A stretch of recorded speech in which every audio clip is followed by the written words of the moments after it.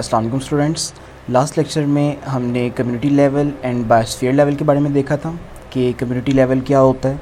फिर biosphere level को हमने डिटेल में स्टडी किया था कि अर्थ का वो पार्ट जहाँ पर ऑर्गेनिज़म्स रहते हैं, लिविंग ऑर्गेनिज़म्स रहते हैं, लाइफ एग्जिस्ट करती है, उसको हम बायोस्फीयर कहते हैं। फर्दर हम आते हैं सेलुलर ऑर्गेनाइजेशन की तरफ। ठीक है, ऑर्गेनिज़म्स जितने भी हैं उनको हमने 5 मेजर ग्रुप्स में डिवाइड किया हुआ है, जिनमें पहला आपके पास है प्रोकैरियोट्स, उसके बाद आता है प्रोटिस्ट, उसके बाद fungi, plants and last one आपके पास है एनिमल्स।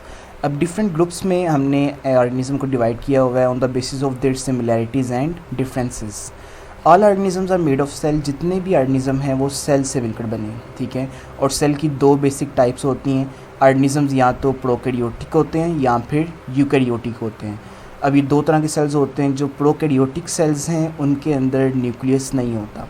जो प्रो का वर्ड है, प्रो का मतलब होता है बिफोर, एंड कैरियोन जो वर्ड है, कैरियोटिक वर्ड कैरियोन से निकला है जिसका मतलब होता है न्यूक्लियस। तो प्रो, बिफोर, कैरियोन, न्यूक्लियस, ऐसे ऑर्गेनिजम्स जिनके सेल के अंदर न्यूक्लियस नहीं पाया जाता उनको हम प्रोकैरियोट्स कहते हैं। ठीक है, और इसी तरह जो दूसरे ऑर्गेनिजम्स हैं, ठीक है, उनको हम यूकैरियोट्स कहते हैं।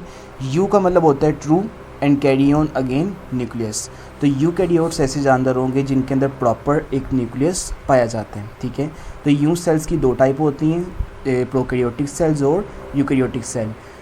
अभी जो हमने 5 डिफरेंट ग्रुप्स पढ़े हैं ऑर्गेनिज्म के, इनमें जो पहला ग्रुप है इसके अंदर जितने भी ऑर्गेनिजम्स आते हैं ये सारे के सारे प्रोकैरियोट्स हैं। ठीक है, प्रोकैरियोटिक के अंदर, प्रोकैरियोट्स के अंदर जितने भी ऑर्गेनिजम्स आएंगे उनके अंदर कौन सा सेल पाया जाएगा?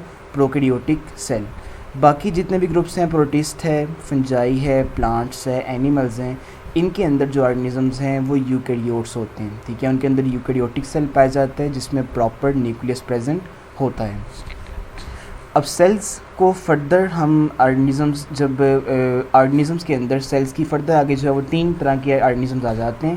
पहले ऑर्गेनिजम्स आपके पास आते हैं यूनिसेलुलर सेल की बेस पर, दूसरे आते हैं कॉलोनियल, और थर्ड आपके पास आते हैं मल्टी सेलुलर ऑर्गेनिजम्स। जो यूनिसेलुलर ऑर्गेनिज्म है, यूनि का मतलब होता है सिंगल और सेलुलर सेल, ऐसे ऑर्गेनिज्म जिनकी पूरी बॉडी सिर्फ एक सेल से मिलकर बनी है उनको हम यूनिसेलुलर ऑर्गेनिजम्स कहते हैं। ठीक है, तो यूनिसेलुलर ऑर्गेनिजम्स के बारे में देखें। Only one cell makes the life of an organism.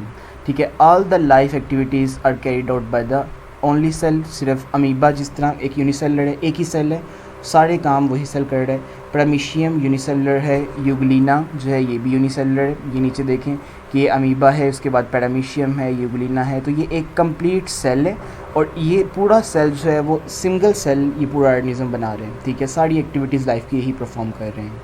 तो पहली टाइप आपके पास आ गई, वो क्या है? Unicellular organism. सेकंड हम देखते हैं, सेकंड हमारे पास आता है कॉलोनियल टाइप। अब इसमें क्या होगा कि यूनिसेलुलर ऑर्गेनिज्म जब आपस में इकट्ठे रहते हैं मिलकर तो वो एक कॉलोनी बना देते हैं। ठीक है, तो इस टाइप की ऑर्गेनाइजेशन को हम कहते हैं colonial type of cellular organisation. Many unicellular organisms live together but do not have any division of labour among them. अब यहाँ पर देखें कि एक वॉलवॉक्स की कॉलोनी दिखाई गई है। इसमें ये वाला जो एक सेल है ये एक वॉलवॉक्स का है। ठीक है, इसी तरह ये एक दूसरा वॉलवॉक्स है। ठीक है, इसी तरह ये तीसरा वॉलवॉक्स है, चौथा वॉलवॉक्स है। ठीक है, ये सारे वॉलवॉक्स हैं। अब ये काफ़ी ज़्यादा वॉलवॉक्स आपस में एक जगह पर इकट्ठे रह रहे हैं। ठीक है, तो इकट्ठे जब रहते हैं तो हम कहते हैं ये कॉलोनी बन गई है। तो ये सारी आपके पास जो है वॉलवॉक्स की क्या है? कॉलोनी। लेकिन ये वाला जो सेल है फर्स्ट वाला, ये दूसरे सेल के ऊपर डिपेंडेंट नहीं है। ठीक है, इसी तरह जो सेकंड वाला है वो थर्ड वाले सेल के ऊपर डिपेंडेंट नहीं है, थर्ड वाला फोर्थ के ऊपर, कोई सेल किसी के ऊपर डिपेंडेंट नहीं है। हर सेल खुद ज़िंदा रह रहा है और बॉडी के सारे काम वो खुद ही परफॉर्म कर रहे हैं। ठीक है, किसी पे डिपेंडेंट नहीं है। तो इस टाइप की ऑर्गेनाइजेशन को हम कहते हैं colonial. Each unicellular organisms in a colony live its own life and does not depend on other cells for its vital requirements.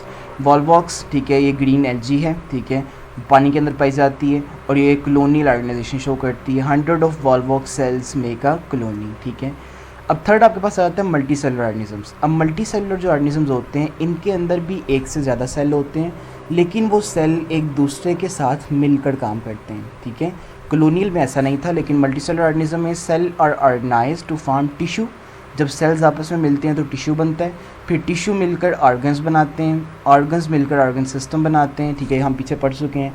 Organ system मिलकर पूरा एक इंडिविजुअल बनाते हैं, जिस तरह फ्रॉग है और मस्टर्ड, जो प्लांट अपने हम जो है फर्दर डिटेल में देखेंगे, तो मस्टर्ड प्लांट। इसी तरह जो मल्टी सेलुलर ऑर्गेनिज्म में ह्यूमंस भी आते हैं, जिनमें जितने भी सेल्स हैं वो सारे मिलकर काम करते हैं, जबकि कॉलोनियल के अंदर सेल्स तो ज़्यादा होते हैं लेकिन वो डिपेंडेंट नहीं होते। नेक्स्ट लेक्चर में हम जो लास्ट हमारे पास जो इनकी टाइप्स हैं, मस्टर्ड प्लांट और फ्रॉग, इनको हम डिटेल में देखेंगे।